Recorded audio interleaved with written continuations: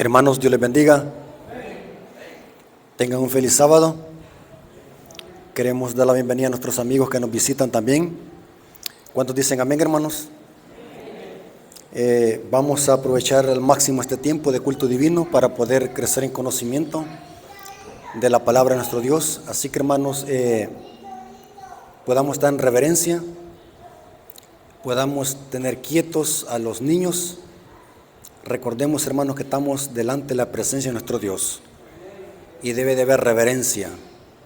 Así que vamos a pedir la dirección del Espíritu Santo para que el Espíritu Santo nos guíe a la verdad. Vengamos de rodillas.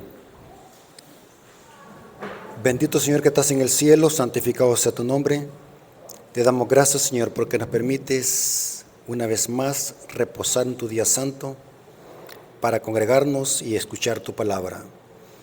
Bendice nuestro corazón, nuestro intelecto, que podamos estar atentos a tu palabra, podamos crecer en conocimiento tanto intelectual como espiritualmente.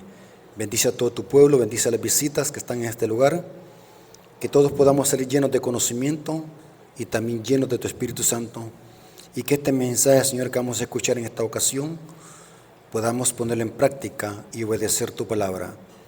Todo esto, favor, te lo pedimos, no porque tengamos méritos, sino los méritos de Jesús, nuestro Señor y Salvador. Amén.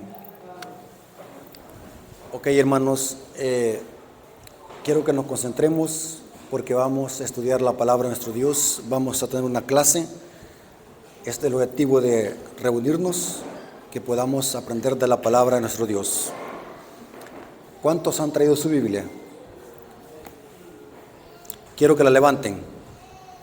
¿Cuántos han traído su Biblia? ¿Para qué la hemos traído?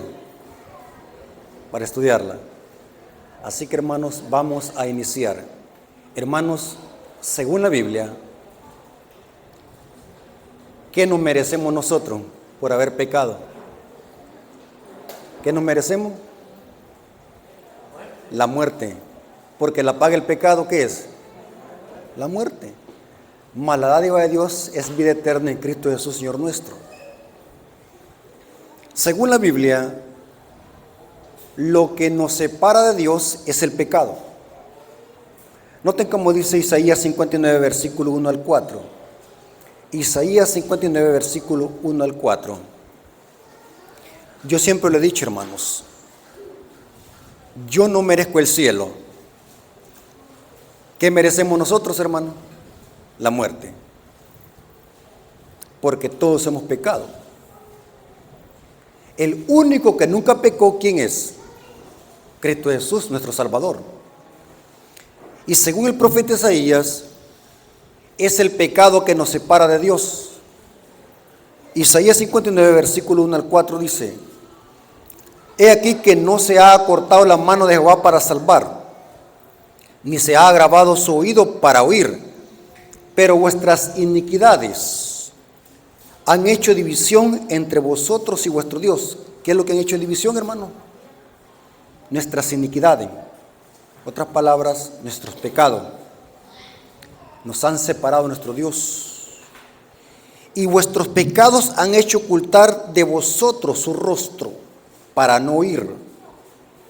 Porque vuestras manos están contaminadas de sangre y vuestros dedos de iniquidad. Vuestros labios pronuncian mentira, hablan maldad vuestra lengua. No hay quien clame por la justicia, ni quien juzgue por la verdad. Confían en vanidad y hablan vanidades. Reciben maldades y dan a luz a iniquidad. Noten cómo Dios describe la situación del pueblo de Israel y también de nosotros. Dice que nuestros pecados han hecho ¿qué? Ocultar el rostro de Dios de nosotros. Es el pecado que nos separa de Dios, hermanos. Dios en su misericordia siempre está extendiéndonos una mano para alcanzarnos. Somos nosotros que nos apartamos de Dios, hermanos. Dice el apóstol Pablo que mientras nosotros somos infieles, Él permanece ¿qué? Fiel. Somos nosotros los infieles. Dios es fiel a su palabra. Dios siempre busca al hombre.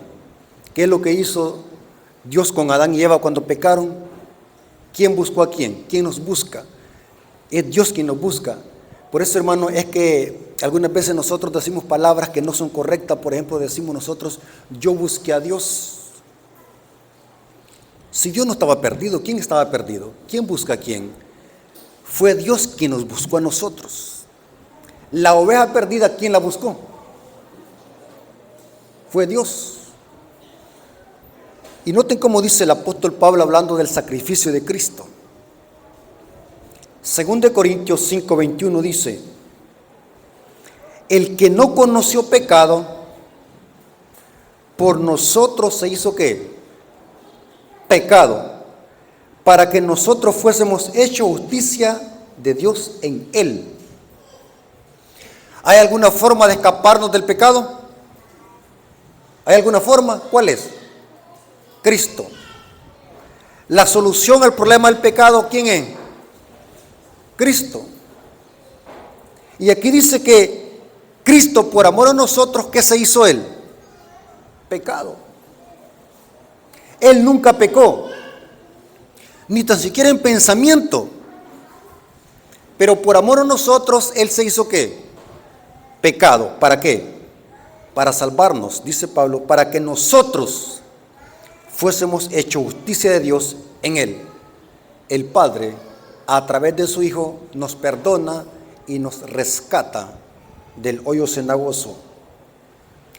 ¿Saben de qué la Biblia presenta? O más que todo, todas las profecías del Antiguo Testamento hablan del Mesías, lo que Cristo haría para salvarnos a nosotros.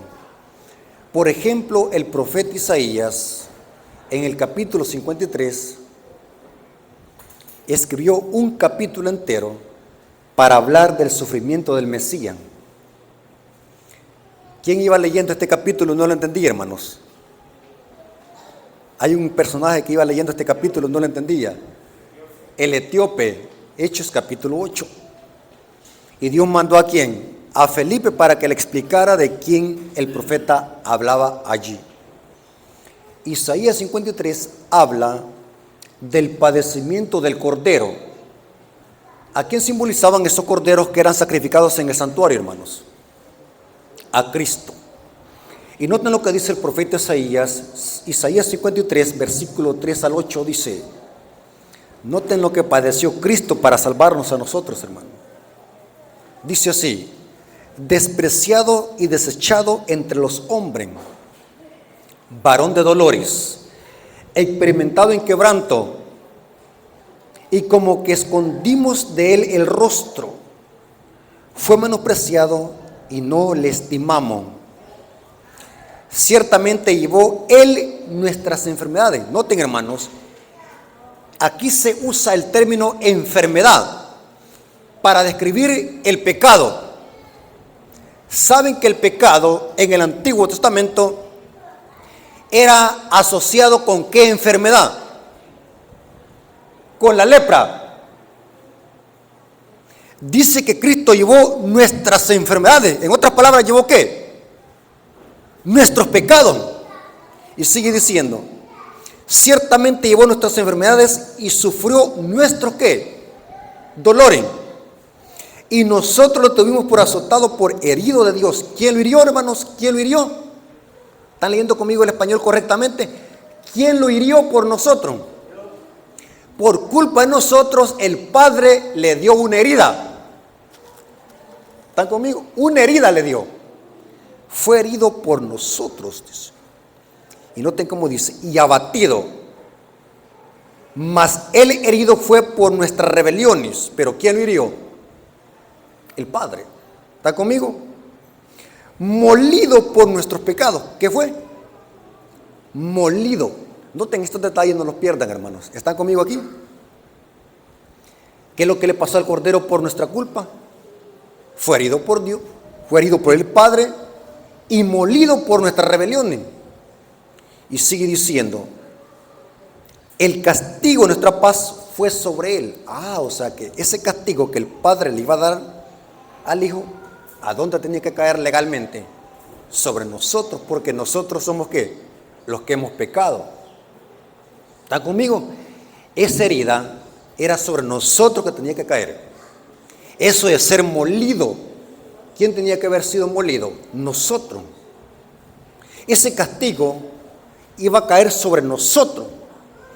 Pero como Cristo nos redimió con su sangre, el Padre castiga al Hijo por nuestras ¿qué? Nuestras rebeliones. Imagínense, hermano, por eso es que de aquí donde surge la palabra la pasión de Cristo. ¿Cuántos han escuchado esa palabra pasión? ¿Saben qué significa la palabra pasión? Hacer algo por pasión. Por ejemplo, a mí me gusta pintar. Y cuando pinto me olvido de la noción del tiempo. Porque me encanta. O sea, tengo pasión por eso. ¿Saben qué significa la palabra pasión? Hacer algo por pasión. O sea que el amor de Dios fue tan extremo de que dio a su único hijo para salvarnos. O sea, es un amor al extremo. ¿Quién de nosotros va a dar a un hijo para que se muera por otro? Nadie lo da. Imagínense hasta dónde llegó el amor de Dios extremo, de que dio a su hijo para salvarnos y lo castigó por nosotros. Y dice el profeta Isaías: todos nosotros nos descarriamos como ovejas, cada cual se apartó por su camino, mas Jehová cargó el pecado de todos nosotros. ¿Sobre quién? Sobre el Cordero. Angustiado él y afligido, no abrió su boca. ¿Se acuerdan, hermanos, que hubo un joven que sabía que iba a ser sacrificado porque Dios lo había pedido al Padre? ¿Quién fue ese joven que no abrió su boca? Obedeció. Porque Isaac es un símbolo ¿de quién? De Cristo. ¿Saben de que hay una perfecta armonía entre Isaac y Cristo? El sacrificio que iba a hacer Abraham con su hijo Isaac representa en tipología lo que el Padre iba a hacer con su hijo Jesús para salvarnos. Es interesante, hermanos, que cuando nosotros analizamos los evangelios, vemos algo muy extraño cuando Cristo murió por nosotros, hermano. Nosotros creemos de que quien mató a Cristo fue la crucifixión, pero eso es erróneo. Ya vimos de que quien castigó al Hijo, ¿quién fue? El Padre. Pero quiero que analicemos algo, hermanos, que la Biblia enseña. Nosotros algunas veces somos tan superficiales que no entendemos el texto bíblico. Claro, Cristo murió por nosotros, pero saben de que para que Cristo muriera por nosotros le pasó algo a Él. Saben de que un jueves en la noche Cristo fue a un lugar a orar, llamado ¿qué? El Getsemaní. Saben, hermanos, que yo soy curioso. Soy muy curioso. Saben de que la palabra Getsemaní, que según los eruditos, el Getsemaní era un lugar donde habían prensas, o no eran las uvas, sino que eran las olivas. Sí, eran las olivas. El Getsemaní, según datos históricos, estaba al pie de las faldas del monte de los Olivos. La palabra Getsemaní significa prensa de aceite. Soy muy curioso, busqué el por qué Jesús iba al Getsemaní a orar. Porque allí habían ¿qué? Prensas de aceite. Era donde se machacaban las olivas. ¿Qué son las olivas? ¿Cómo le llamamos nosotros, hermano? Nosotros le llamamos semilla de aceituna. Quizás los hermanos que van a ver el video no están familiarizados con ese nombre, pero aquí le llamamos a las olivas, le llamamos ¿qué? Aceituna. ¿Qué otra cosa se hace de la aceituna, hermano? Jabón, ¿sí? Pero en la Biblia se le llama oliva. En el Getsemaní habían prensas para moler y machacar las olivas y sacar aceite. Interesante, hermano. ¿Saben de que cuando Jesús fue a orar al Getsemaní, oró 3 veces? ¿Y saben qué es lo que decía en la oración Jesús? Noten interesante estos detalles, no lo pierdan. Va al Getsemaní y empieza a orar 3 veces la misma oración. ¿Y saben qué es lo que decía en la oración? Mateo 26, 38 al 44. Mateo 26, 38 al 44. Noten que el profeta Isaías dice que Jesús fue molido. Ahora lo vemos a Jesús orando en el Getsemaní. Y noten qué es lo que dice. Mateo 26, 38 al 40 dice: entonces Jesús les dijo a los discípulos que habían ido con él: mi alma está muy triste, ¿hasta qué? Hasta la muerte. Era un profundo dolor que sentía Jesús ya. Era un profundo, estaba agonizando. Mi alma está muy triste hasta la muerte. Quedaos aquí y velad conmigo. Yendo un poco adelante, se postró sobre su rostro, orando y diciendo. Quiero que nos concentremos en las palabras que está diciendo Jesús en esta oración, que de paso que la pronunció 3 veces. Padre mío, si es posible, pasa de mí esta copa. ¿Qué es lo que iba a pasar a Cristo? ¿Qué es lo que estaba Cristo a punto de beber?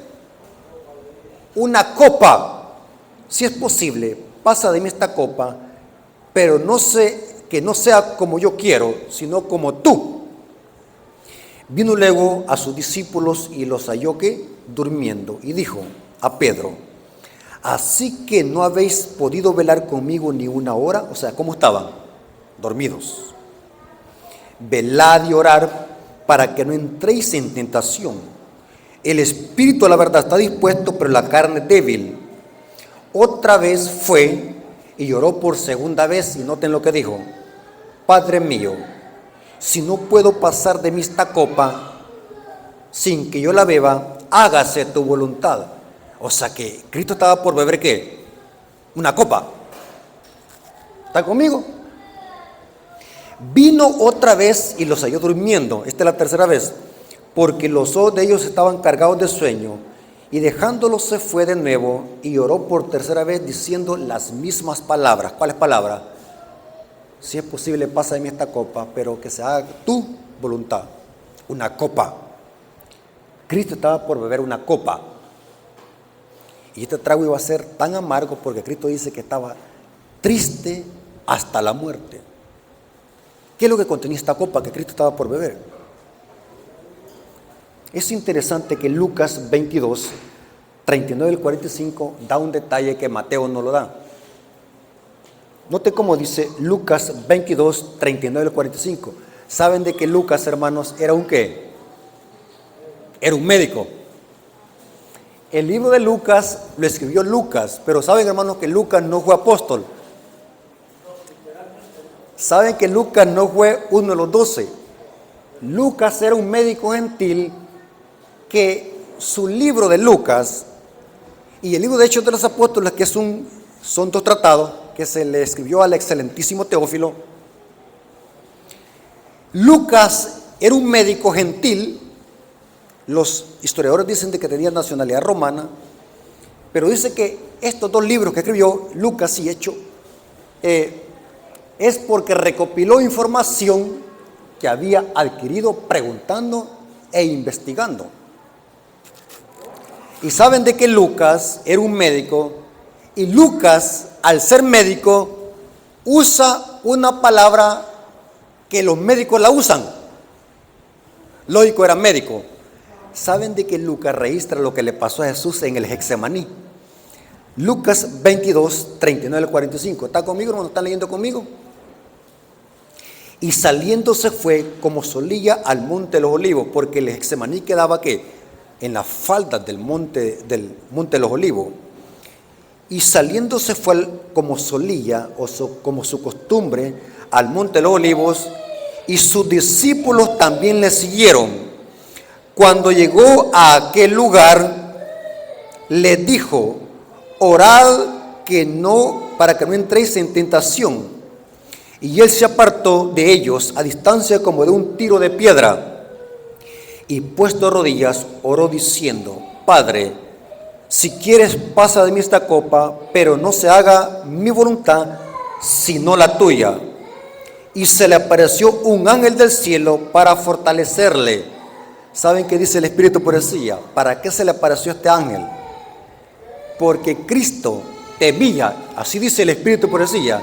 El Espíritu de profecía dice que Cristo temía que su naturaleza humana fuese a desfallecer como humano. Como humano, Cristo no quería beber esa copa. Y un ángel del cielo, y de paso este ángel del cielo era Gabriel, que se le apareció para fortalecerle. ¿Y saben qué es lo que dice que le dijo? Que si él moría, muchos iban a salvar por ese sacrificio, que iba a valer la pena. O sea que el ángel se le apareció para darle ánimo y le presentó todo el panorama, los resultados enormes de este sacrificio que Jesús iba a hacer. Para eso se le apareció Gabriel. Interesante. Dice para fortalecerle. El texto dice para fortalecerle. Y estando en agonía, ¿qué significa eso? Cristo estaba que agonizando. Oraba más intensamente y era su sudor como grandes gotas de ¿qué? De sangre que caían hasta la tierra. Y cuando se levantó de la oración, vino a sus discípulos y los halló durmiendo a causa de la tristeza. Lucas dice que Jesús en su agonía, ¿qué es lo que le pasó? Sudó como grandes gotas de sangre. ¿Saben de que la palabra que está usando aquí Lucas, saben cuál palabra es? Recuerden de que Lucas era ¿qué? Un médico. Y la palabra que está usando aquí Lucas, ¿saben cuál es, hermano? Es así: hematidrosis. Sudar gotas de sangre es hematidrosis. Por ejemplo, cuando decimos vamos a ir al hospital a hacerlos el hemograma, ¿saben qué significa eso? ¿Examen de qué? De sangre. Hemoglobina, ¿qué tiene que ver eso? Hemo es sangre. Interesante. Sudó como grandes gotas de sangre. ¿Qué es hematidrosis? Esta es una enfermedad muy extraña, dicen los médicos, que es raro verla en el mundo. La hematidrosis. Estoy investigando, hermano, cómo se produce esta enfermedad, hematidrosis. ¿Y saben qué es lo que dicen los científicos y los médicos?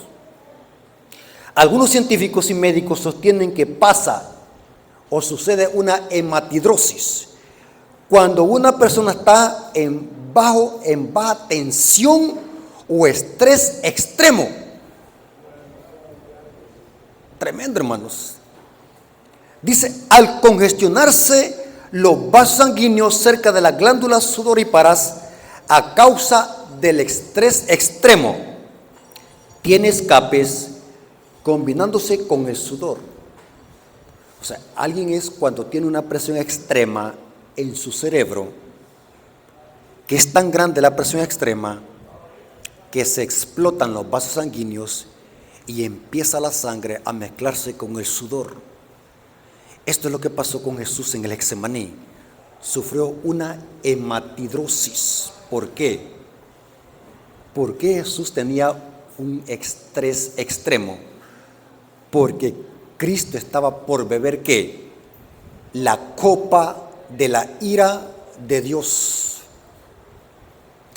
Porque sobre Cristo iban a ser depositados los pecados ¿qué? De toda la humanidad. ¿Oyeron cómo dije, hermanos?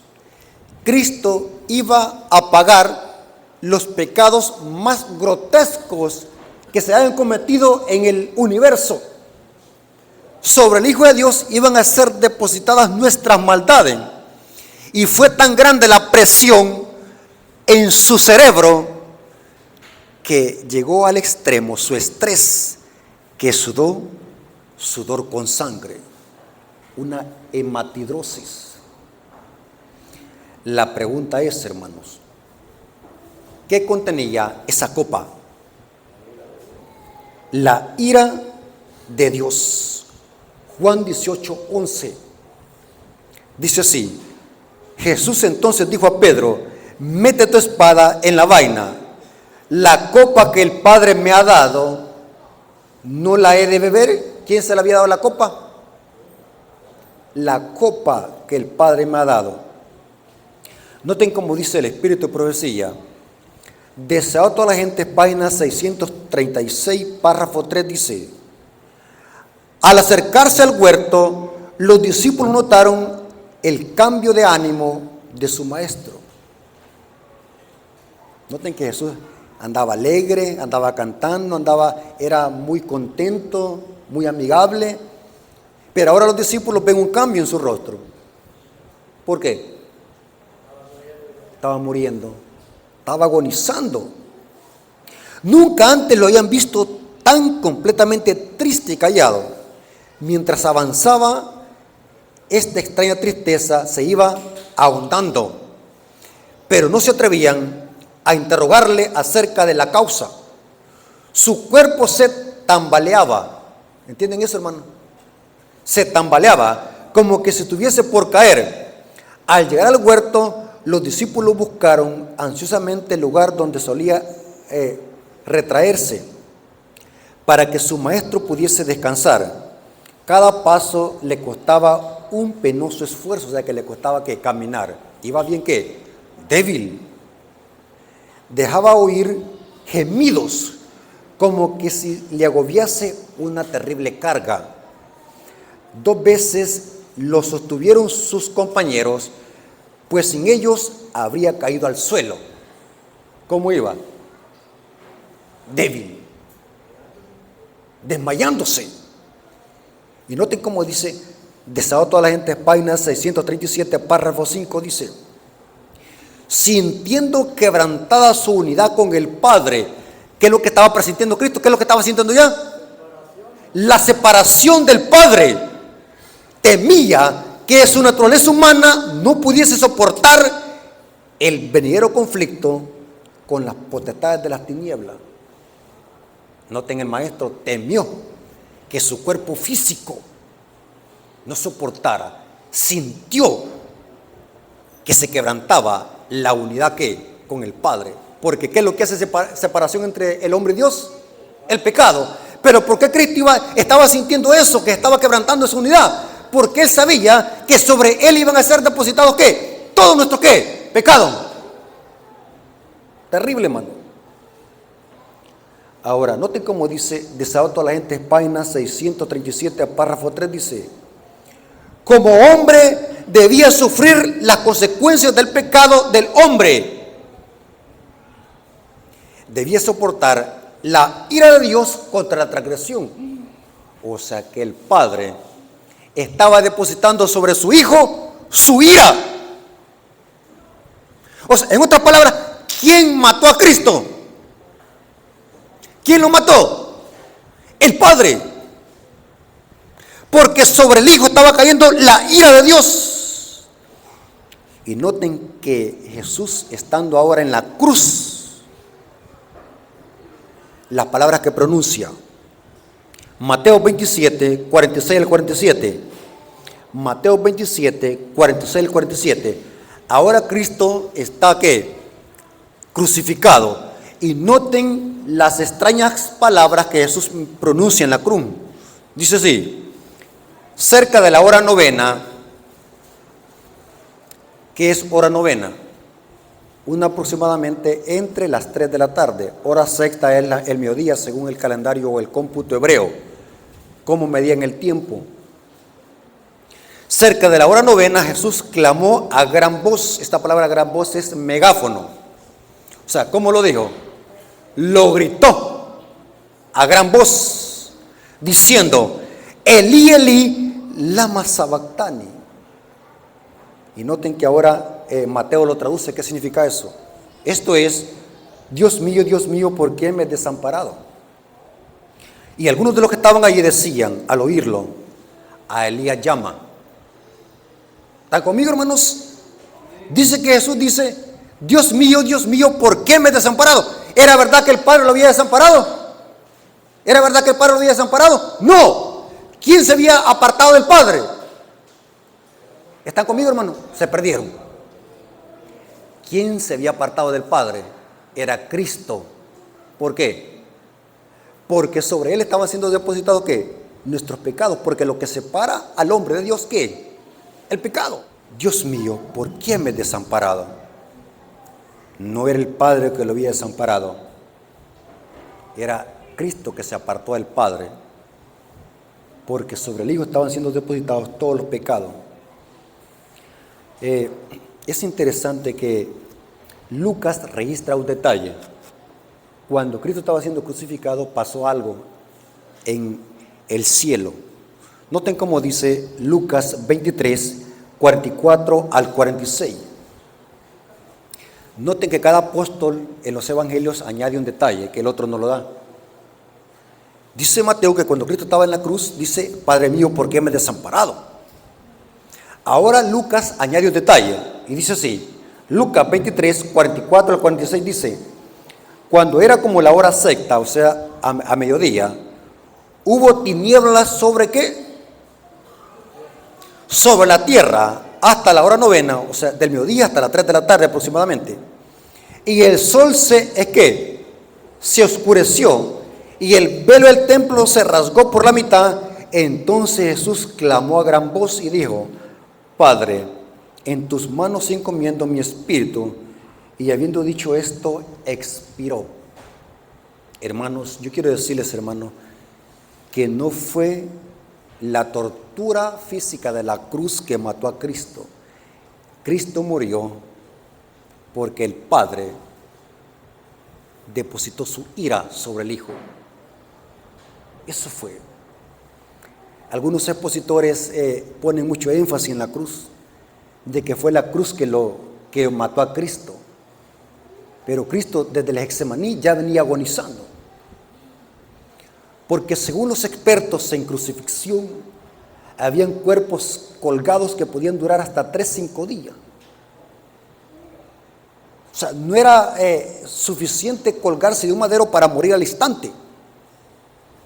Los eruditos dicen de que alguien podía pasar hasta ¿qué? Hasta 5 días colgado en la cruz. Pero Cristo el mismo día expiró, antes de que se pusiera el sol para comenzar el Shabbat. Porque lo que mató a Cristo fue la ira de Dios sobre él, no fue ese madero. ¿Están conmigo, hermanos? Ahora, quiero decirles un detalle muy importante. Es imposible que el Padre hubiese abandonado a su Hijo, porque el Padre siempre estuvo con su Hijo, siempre. Y esto lo corroboró Jesús cuando dijo en Juan 8:29 lo siguiente: porque el que me envió conmigo está. ¿Hubo un momento donde el Padre abandonó a Cristo? Nunca lo abandonó, ni mucho menos en la cruz. El Padre nunca lo abandonó a su Hijo. Allí estaba el Padre. El Padre conmigo está. No me ha dejado solo el Padre, porque yo hago siempre lo que a Él le agrada. El Padre nunca abandonó a su Hijo. Y esto lo corrobora Juan 16:32, dice: he aquí que la hora viene, y ha venido ya, en que seréis esparcidos cada uno por su lado, y me dejaréis solo. Mas no estoy solo, porque el Padre está ¿qué? Conmigo. ¡Qué convicción! El Padre está conmigo. ¿Cuántos de nosotros podemos decir ahora eso, hermano? El Padre está conmigo. Porque una cosa es de que Cristo esté con nosotros, y una cosa es que nosotros estemos con Cristo. Va a cambiar diferente. Ahora, ¿qué es lo que está pasando en la cruz entonces? Cuando Cristo pronuncia estas palabras: Padre mío, ¿por qué me has desamparado? Elí, Elí, lama sabactani. ¿Por qué me has desamparado? ¿Saben, hermano? Que Jesús crucificado está haciendo una referencia al Salmos 22, versículo 1 al 3. Noten cómo dice el Salmo 22, versículo 1 al 3. Cristo está pronunciando las mismas palabras de David en la cruz. Y noten cómo dice Salmos 22, versículo 1 al 3. ¿Tienen la cita? Dios mío, ¿por qué me has desamparado? Son las mismas palabras que está diciendo Cristo en la cruz. Pero ahora noten en qué contexto David las pronuncia en su salmo. Dios mío, ¿por qué me has desamparado? ¿Por qué estás tan lejos de mi salvación y de las palabras de mi clamor? Dios mío, clamo de día y no respondes. Pero ¿por qué? ¿Qué está pasando aquí? ¿Por qué Dios no responde? Y de noche no responde. No hay para mí reposo. Pero ahora noten por qué Dios no le responde a David. Porque tú eres ¿qué? Santo. O sea que Dios no puede morar en el pecado. Y cuando nosotros pecamos, nosotros nos separamos de Dios. Porque Dios es santo. Entonces, ¿qué es lo que está pasando en la cruz? El pecado de nosotros hizo que el rostro de Dios se ocultara. ¿Me doy a explicar, hermano? Esas tinieblas es un símbolo de cómo el pecado que estaba siendo depositado sobre el Hijo ocultó el rostro de Dios y sus oídos para no oír. ¿Están conmigo, hermanos? ¿Están entendiendo lo que estoy diciendo? Porque es importante que entendamos esto, hermano, porque esto tiene que ver con el Evangelio. Y ya lo vamos a decir el mensaje del tercer ángel. Porque todo tiene una estrecha relación. Lo que separó a Cristo del Padre, no el Padre de Cristo, entiendan el español, lo que separó a Cristo del Padre fue nuestras iniquidades. Y eso hizo ocultar el rostro de Dios y hubieron tinieblas sobre la tierra. Noten, hubieron tinieblas. El sol se ocultó. Hubieron tinieblas. Interesante. ¿Saben de qué esto pasará con los impíos? Hermanos, yo les di al principio de este estudio, ¿qué merecemos nosotros? La muerte. Todos los que estamos aquí, ¿merecemos qué? La muerte. ¿Hay alguien que merece el cielo, hermano? ¿De los que estamos aquí? Ninguno. Entonces, ¿por qué nosotros los vamos a gloriar? Merecemos la muerte. Pero hay una forma de escapar de esa muerte eterna, hay una forma de escapar. ¿Cuál es la forma de escapar? La única, no hay otra. Fíjense que en la antigua Roma, como decía un dicho, todos los caminos van a Roma. Así decía un dicho famoso, todos los caminos van a Roma. Pero en la salvación no es así. Solamente hay un camino para ser salvo. ¿Y cuál es? Es Cristo. Si un judío se salva, ¿va a ser por qué? Por pertenecer a una nación. Para que un judío se salve, ¿qué tiene que hacer? Creer en Cristo. Porque la única forma de ser salvos y escapar de la ira de Dios es a través de Cristo. Vámonos a un versículo, el versículo más famoso de la Biblia. ¿Cuál es? ¿Cuál es el versículo que se lo pueden hasta los drogadictos, los borrachos? ¿Quién no se puede ese versículo de memoria? Juan 3:16 dice. Noten que en este versículo está compactada la Biblia. Aquí está resumida la Biblia en este versículo. Juan 3:16 dice así. Hay personas que leen solamente la primera parte del versículo, pero este versículo tiene un contexto. ¿Qué dice? Juan 3:16 dice, porque de tal manera amó Dios al mundo que ha dado a su Hijo unigénito para todo aquel que en Él crea. ¿Cuál es la forma de salvarme, hermanos? Creyendo. Para que todo aquel que en Él crea no se pierda, mas tenga que. ¿Cuál es la única forma de escapar de la condenación eterna? ¿Cuál es la única forma de escapar de la ira de Dios y el castigo eterno? Es creyendo en el sacrificio de Cristo. Y dice el versículo 17, este versículo no lo mencionan aquí. Dice el versículo 17, porque no envió Dios a su Hijo al mundo para condenar al mundo, sino para que el mundo sea salvo en Él. El que no cree, noten que esto es radical. Miren qué poder tiene la sangre de Cristo, que el texto está ¿qué? en tiempo presente. El verbo está en tiempo presente. No dice será condenado. El que no cree, ¿qué dice? El que en él cree no es condenado, pero el que no cree, ya cree. Tremendo, hermano. Porque la única forma de escapar de la condenación eterna es a través de Cristo, nuestro Salvador. Ahora, ¿saben, hermanos? Que este va a ser un gran desperdicio. Porque según la Biblia, los que se van a perder son como la ¿qué? La arena del mar. ¡Qué desperdicio! La pregunta es ¿por qué se van a perder? Porque no creyeron ¿qué? En Cristo. No creyeron en el Evangelio. Saben de que los impíos que se pierdan y se condenen, ellos mismos van a tener que beber la copa de la ira del Padre. Y esto lo menciona el mensaje del tercer ángel. Apocalipsis 14, 9 al 10. Apocalipsis 14, 9 al 10 dice: el tercer ángel le siguió diciendo a gran voz. Noten que ahí está la palabra megáfono. ¿Qué es lo que hizo Cristo cuando estaba colgado en el madero? Dijo ¿a qué?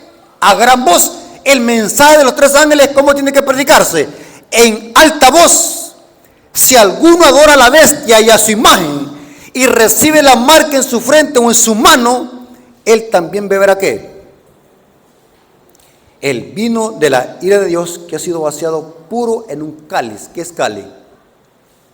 Una copa. O sea que los que adoran a la bestia y a su imagen y reciban la marca de la bestia en su frente o en su mano, ¿qué van a experimentar? La copa de la ira de Dios. La ira de Dios está en una copa. ¿Qué les recuerda, hermano? ¿Quién bebió la copa de la ira de Dios por nosotros? Cristo. Pero ahora, ¿quiénes van a beber la copa de la ira? Los que adoren a la bestia y a su imagen. Hermano, ¿es este evangelio? ¿Aquí está el evangelio? Hermanos, ¿se dan cuenta por qué es urgente que como pueblo adventista prediquemos el mensaje de los tres ángeles? Porque aquí hay salvación. Es una advertencia para advertirles al mundo que escapen de la ira de Dios. Que escapen. ¿Y cómo se escapa? Creyendo en el evangelio, que no adoren a la bestia ni a su imagen. Por eso, hermanos, yo no estoy de acuerdo con esos predicadores, y lo digo vez tras vez. Yo estoy de acuerdo con aquellos predicadores adventistas, no estoy hablando de las iglesias protestantes, aquellos predicadores adventistas, ya sea pastor, teólogo, erudito, que están predicando mensajes neutrales y a media. ¿Cuál es el problema de decirle a la gente qué es la marca de la bestia, qué es la imagen de la bestia y quién es Babilonia? Si este es un evangelio de amor, ¿por qué Dios manda esta advertencia para que la gente no se condene? ¿Por qué vamos a estar opacando estos mensajes? ¿Por qué vamos a estar predicando en una conferencia o en un púlpito diciéndole a la gente como dice la iglesia popular? ¿Quién es la iglesia popular? ¿Cuál es el miedo de decir a la gente qué es la marca de la bestia? ¿Quién es la bestia? ¿Cuál es el miedo? ¿Han visto ustedes esos predicadores que tienen miedo de decir eso? Yo quisiera preguntarles qué es lo que les pasa, pues. ¿Cuál es el miedo de decir eso, pues? Pero aquí dice que el que adora a la bestia y su imagen y recibe la marca en su frente o en su mano, él beberá el vino de la ira de Dios que ha sido vaciado puro, sin mezcla, en una copa. ¿Qué es la ira de Dios, hermano? ¿Qué es la ira de Dios? Porque dice que sin mezcla de misericordia. ¿Qué es la ira de Dios? Apocalipsis 15:1. Son las 7 postreras plagas. Vi en el cielo otra señal, grande y admirable, 7 ángeles que tenían las 7 plagas postreras, porque en ellas se consuma ¿qué? La ira de Dios. Tremendo, hermano. ¿Saben, hermano? Que Cristo por nosotros experimentó la ira de Dios, en otras palabras, las 7 plagas, porque en las 7 plagas se consuma la ira de Dios. ¿Qué es lo que pasó cuando Cristo estaba colgado en el madero? Hubieron tinieblas. ¿Cristo experimentó la profunda separación que hace el pecado de Dios? Sí, la experimentó. ¿Saben de qué esto mismo va a pasar con los impíos? Los impíos van a experimentar la ira de Dios. Hay un detalle interesante en la quinta plaga. En la quinta plaga vemos los elementos que pasaron con Cristo. Apocalipsis 16, versículos 10 al 11 dice: el quinto ángel derramó su copa sobre el trono de la bestia. Estamos hablando de las 7 plagas. Y las plagas caen después de que cierre el tiempo de gracia. ¿Sobre quiénes van a caer las plagas? Según el mensaje del tercer ángel, sobre los que adoran a la bestia, su imagen y reciben su marca. Pero ahora dice que el quinto ángel derramó su copa sobre el trono de la bestia. ¿Cuál es el trono de la bestia? ¿Cuál es el trono de la bestia, hermano?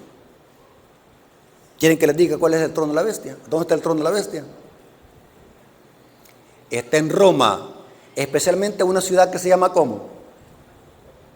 Hablen, no tengan miedo. El Vaticano. ¿Saben qué significa la palabra Vaticano? El canto del adivino o la serpiente que vaticinia. ¿Saben de que el Vaticano tiene forma de la cara de una serpiente? ¿Sabía usted de eso? Pero aquí dice que el quinto ángel derramó su copa sobre el trono de la bestia y su reino se cubrió ¿qué? De tinieblas. ¿Dónde vimos eso? En la crucifixión de Cristo. O sea que los impíos, el reino de la bestia se va a convertir ¿qué? En tiniebla. ¿Cuál es el reino de la bestia? ¿El trono está dónde? En el Vaticano. ¿Quién es la bestia, hermanos? El sistema papal. ¿Dónde tiene su trono este sistema? En el Vaticano. Ese es el trono. Pero ahora el reino. El reino de la bestia, ¿saben qué es? ¿Cómo controla la bestia al mundo? A través de la religión y su vino. O sea que el trono de la bestia está en el Vaticano. Su reino es la Iglesia Católica Romana, que está ¿dónde? En todo el mundo. ¿Y cómo controla las muchedumbres y a las masas esta ramera? A través de su vino ¿qué? Embriagante. Y aquí dice, su reino se convirtió en tiniebla. Y noten qué es lo que pasaba. Y mordían de dolor sus lenguas. Y quiero decirles algo muy importante, hermano. En veces yo estoy en mi hamaca, yo en la casa, estoy estudiando algún tema y de repente se va la luz.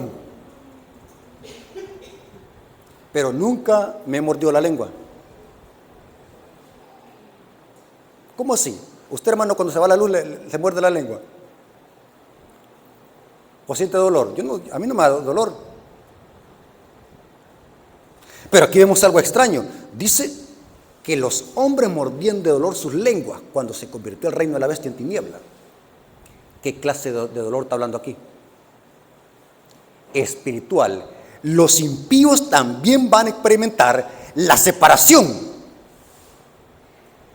Cuando se den cuenta que están sin Dios y sin esperanza, se terminó la misericordia para ellos, están condenados. Va a ser un dolor ¿qué? Espiritual. Y por eso yo les decía, hermanos, qué desperdicio. Qué desperdicio. La salvación es gratuita, está regalada. Y aún así, ¿qué es lo que va a hacer la mayoría del mundo? La va a rechazar. Y automáticamente, ¿qué es lo que van a decir ellos? Yo voy a pagar. Qué desperdicio. Cómo la gente hoy en día rechaza el evangelio, hermanos. Cómo la gente hoy nos insulta.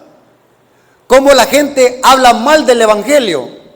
Y va a haber un momento donde dice la palabra de Dios de que la gente va a andar tan desesperada buscando palabra de Dios y no ¿qué? La hallarán. La gente no quiere saber nada de Dios hoy. Qué desperdicio. Pero ¿saben algo, hermanos?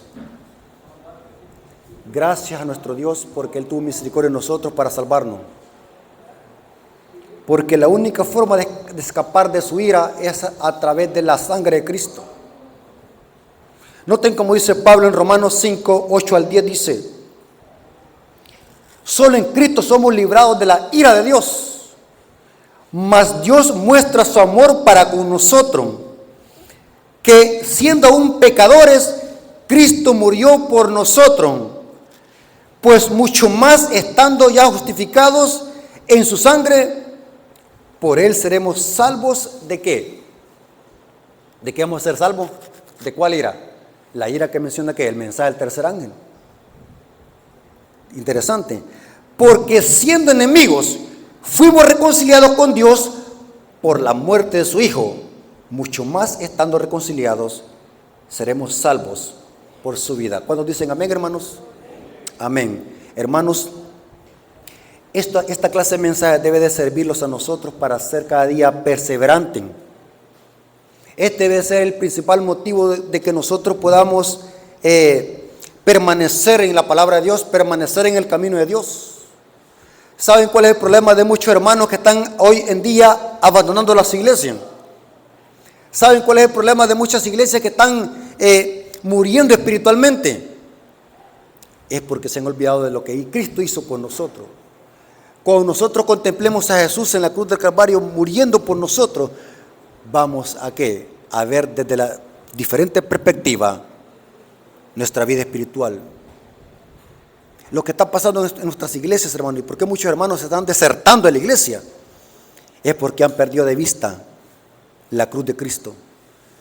Cuando nosotros hagamos conciencia del enorme sacrificio que el Padre y su Hijo hicieron por nosotros, nuestra vida cristiana va a tomar sentido. Esa es la clave, hermano. Ahora, ¿se dan cuenta por qué el apóstol Pablo dijo en el libro de Hebreo: puesto los ojos, ¿qué? En Jesús, el autor y consumador de ¿qué? De la fe.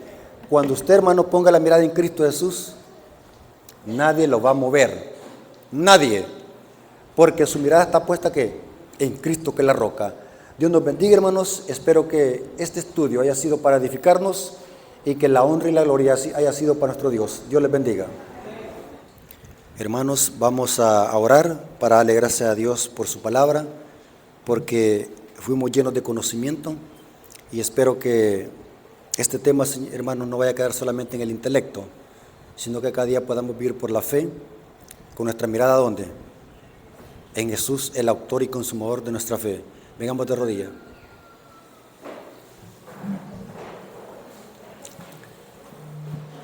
Gracias, Padre eterno, porque nos permitiste escuchar tu palabra. Gracias por tu sacrificio, porque gracias a ese sacrificio fuimos salvos de su ira. Gracias porque nos redimiste con tu sangre preciosa. Gracias por tu amor y tu misericordia para con nosotros, que aún siendo pecadores, Cristo murió por nosotros. Gracias, Señor, por tus bendiciones y porque estuviste con nosotros en este estudio. Bendice tu pueblo. Te lo suplicamos en el nombre de Jesús. Amén. Dios me lo bendiga, hermanos.